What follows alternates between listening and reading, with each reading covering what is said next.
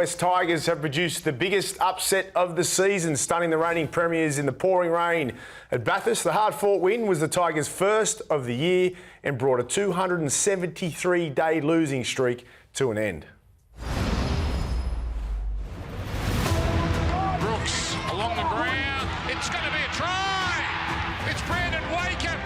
It's a four-pointer. You saw some vision in half-time. Benji Marshall talking to you in the dressing sheds. What words of advice did he have for you? Can't really remember, to be honest. I think he just said, just keep doing what we're doing. Brooks from inside the 40. He's already got one of these tonight. Oh, it takes a turn. It's close. He's got another 40-20. He had a good game, that's all I want to say. I'm not going to, Brooksy doesn't like seeing his name in the paper. Buller floating it. Now a chance. They're in. Norfoluma. Try number 100. There's no luck in it. We work really, really hard. Cleary. Like what he saw, he's outside, so he straightens and he pins the ears back and he scores if he got it down. I reckon he's lost it. Have a look at him. He was home. It's no try. It's an astonishing save. Cleary, the kick, Crichton, it beats them all. 273 days of misery are over. It's been a long start to the year, and oh man, just to get the win, especially over Penrith too. I forgot what winning feels like, but it's good to be back. As you'd imagine, they're ecstatic with it. It's not just a win, it's a really good win.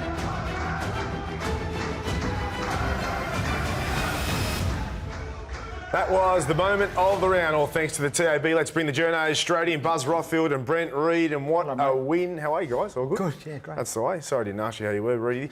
What a win that was. The West Tigers up against the reigning premiers, back-to-back premiers in Bathurst, pouring down rain, and they got their first win of the year. Great to see, wasn't it? Oh, it was sensational. We saw some great tries, great everything over the weekend. That was my highlight, the Fox camera in the dressing room there at Bathurst. Look, the rain, the heavy conditions nullified Penrith's brilliance a little bit, but the West Tigers did everything right. I went through the team sheet afterwards and I picked out probably half a dozen blokes who wouldn't have a clue what their team song was. Brandon Wakeham, Appy Coruscant, Clemmer, Papali'i, Bateman, Buller. And it's not something you practice, the team song at the West Tigers. But it was so nice to a club that's been a punching bag across this premiership for, 273 days. It was great. You've done plenty of punching, Buzz. Look, I'm really happy for Luke Brooks because it's been a really difficult time for him, and he's been the guy in the spotlight, the guy in the crosshairs so often.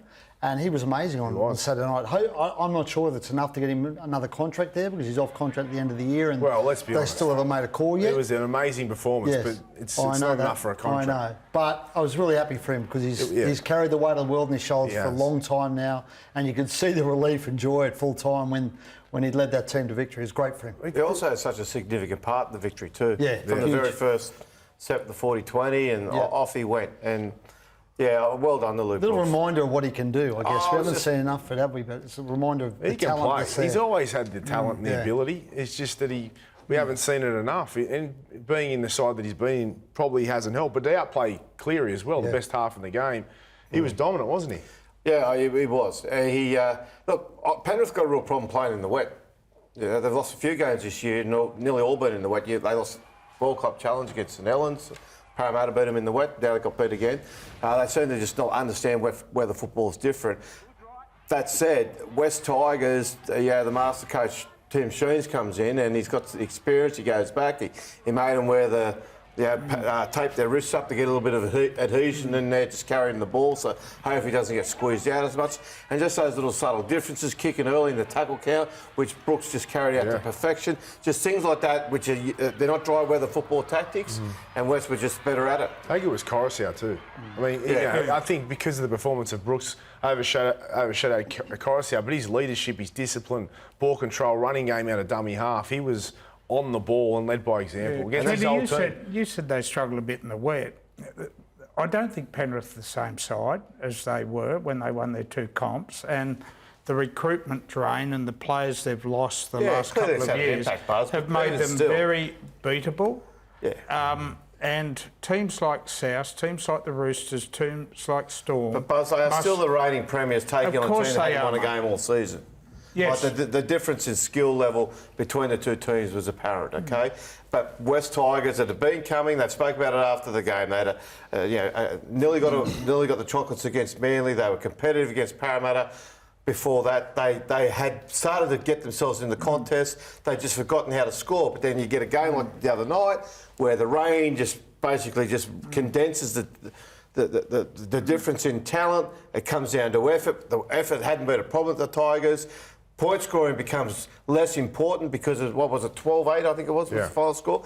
Like it was a small scoreline. It was they didn't need to score 4 or 5 tries to win the game. They had been slowly improving over the last few weeks. They had an opportunity to beat Manly the week before. So hopefully, with this confidence of this victory against the Premiers, they can keep it going. Now, one player who I've just been really impressed with is Jareem Buller, the fullback. Have they found their replacement of Tedesco, who left a long time ago, but they just haven't been able to solidify that number 1 jersey. But Jareem, what a superstar. I mean, his performance was outstanding. What about his composure at the death? Cleary putting up those big bombs that just hang, and he was underneath each and every one of them.